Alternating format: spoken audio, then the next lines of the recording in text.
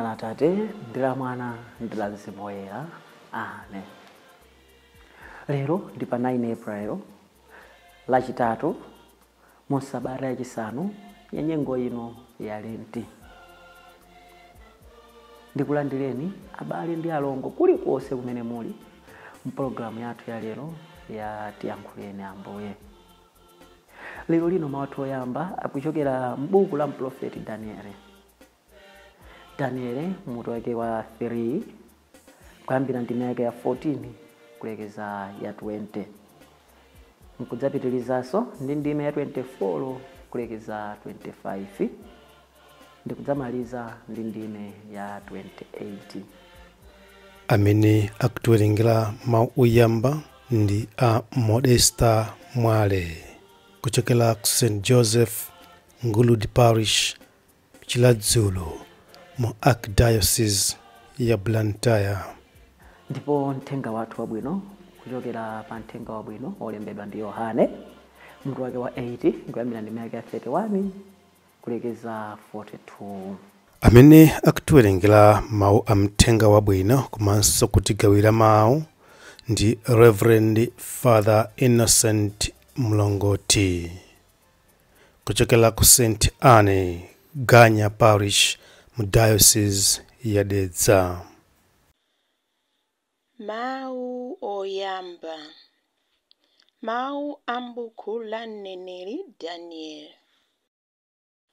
Nebukadinezara adawafunsa anyamata aja kuti, inu Sadraki, Mesaki ndi Abedinego, kodi nzoona kuti simutumikira milungu yanga ndi kupembedza fano la golide lija limene ndidaliyimika?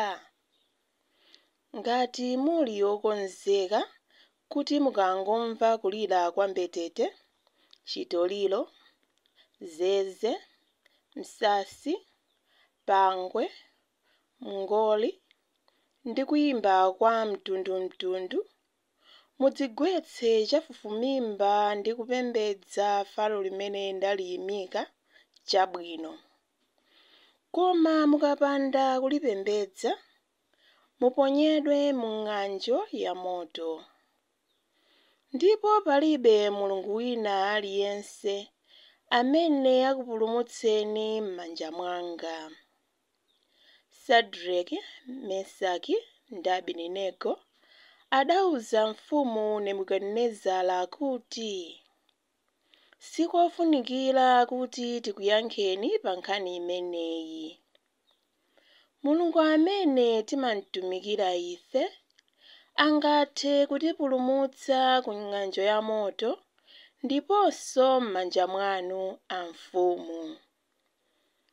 Koma ngakhale Mulungu wathuyo asatipulumutse, mudziwe a mfumu kuti sitidzatumikirabe milungu yanu ndi kupembedza fano la golidelo limene mudaliyimika. Pamenepo mfumu Nebukadinezara anapsera mtima Sadraki, Mesaki ndi Abedinego, ndipo nkhope yake idasandulika ndi ukali. Adalamula kuti ng'anjo ya moto ayisonkhezere kasanu ndi kawiri kupambana masiku onse. Adalamulanso ena mwa anthu ake amphamvu a gulu lake la nkhondo kuti amange Sadraki, Mesaki ndi Abedinego ndi kuwaponya mu ng'anjo ya motoyo. Nebukadinezara adadzuka mwachangu ndipo adafunsa akalonga ake kuti, kodi sitidaponye anthu atatu mu ng'anjo ya motoyi? Iwo adati, zoonadi a mfumu. Koma mfumu idati, ndikuona amuna anayi amene sadamangidwe ndipo omwe sadavulale konse akuyenda m'motomo, ndipo wachinayiyo akuoneka ngati mwana wa munthu. Pa nthawi yomweyo Nebukadinezara adafuwula kuti, wodala Mulungu wa Sadraki, Mesaki ndi Abedinego, amene watumiza mngelo wake kuti apulumutse atumiki ake amene amamukhulupirira, adakana kumvera lamulo langa lobwera ndi mphamvu yachifumu, napereka matupi awo kuti aotchedwe kupambana kupembedza mafano, koma kutumikirabe Mulungu wawo mpaka mathelo. Mawu a Ambuye. Tithokoze Mulungu. Ambuye akhale nanu, akhalenso ndi mzimu wanu. Mawu a Uthenga Wabwino monga adalembera Yohane Woyera. Ulemu kwa inu Ambuye.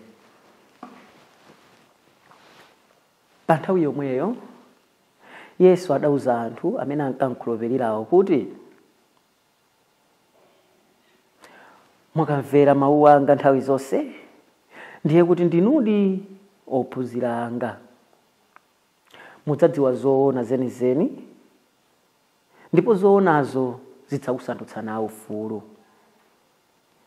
Iwo adati, ife ndife ana Abrahamu, ndipo chikhalire chathu sitinakhalepo akapolo a wina aliyense. Yesu adawayankha kuti, ndithu ndikunenetsa kuti aliyense wochita tchimo ndi kapolo wa tchimolo.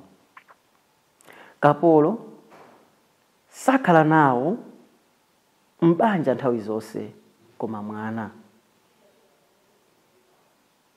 Tsono ngati mwana akumasulani, mudzakhaladi mfulu. Ndikudziwa kuti ndinu ana Abrahamu, komabe mukufuna kundipha, chifukwa simukuvomereza mawu anga m'mitima mwanu.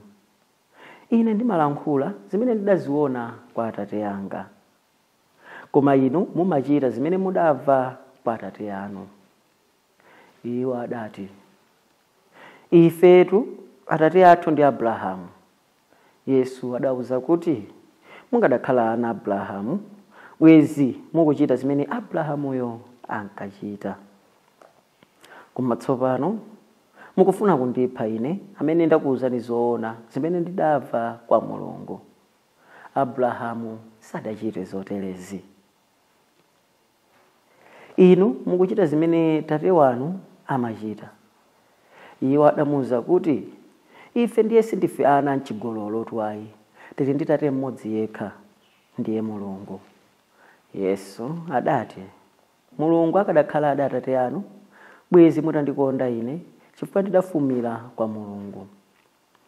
Ndipo tsopano ndili kuno, sindidabwere ndi ulamuliro wa ine ndekhayi, koma iyeyo adachita kundituma. Uthenga wa Ambuye. Ulemu kwa inu Ambuye Yesu Kristo.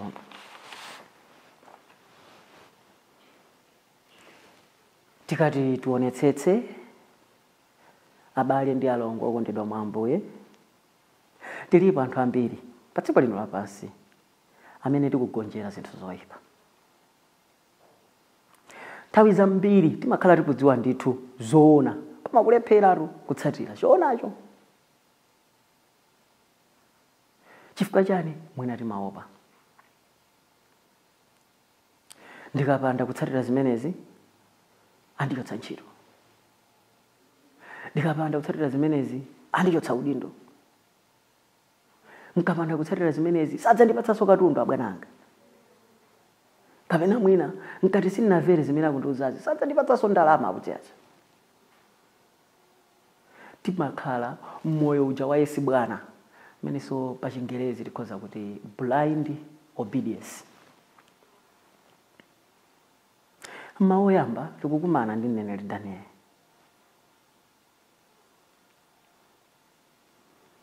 Ndipo Danieli akufotokoza chifukwa zimene akukamba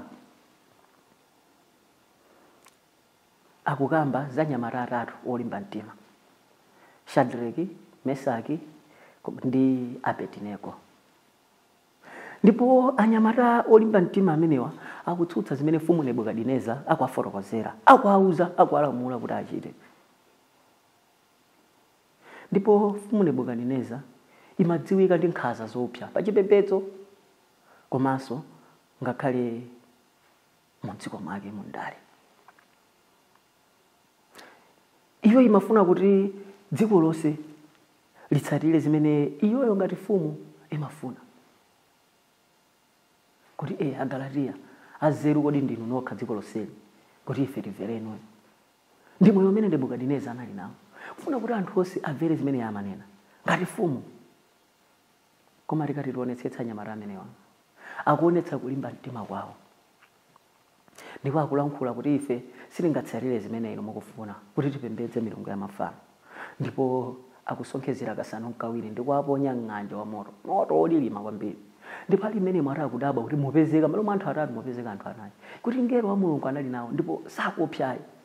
Ndipo apa ndi pamene Nebukadineza akutembenuka mtima kuti ayi zoonadi Mulungu weniweni ndi wa Shadraki, Mesaki komanso Abedinego. Chifukwa chakulimba mtima kwawo adakakhala ena adakagonjera chifukwa choopa imfa. Adakakhala ena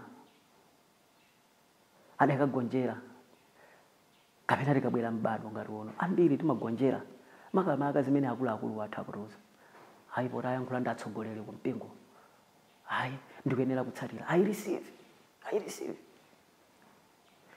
Ayi mwina ayankhula ndi atsogoleri a dziko, basi kungoyenera kutsatira. Chonsecho tonsefe tili ndi kuthekera kokana kulolera kuti chilungamo chioneke. Kodi tikusiyana pati ndi kugwadira milungu yabodza imene Nebukadineza ndi anthu ake amagwadira. Ndipo ena tikati tionetsetse mdziko muno tilipo amene timaonetsa kulimba mtima pakati pa anzathu.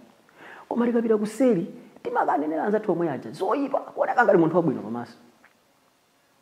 Ayi anyamata ndichita zotheka. Ayi ndithu mfumuyi ikuchita dizo lakwika ndipo ndipita ndikayifotokozera. Ayi munthu wamkulu kuntchito akuchita dizo lakwika ndipo ndipita ndikamufotokozera. Koma tikapita kumbali kuja timakanenera zoyipa zathu aja kuti apitirize kupeza mavuto.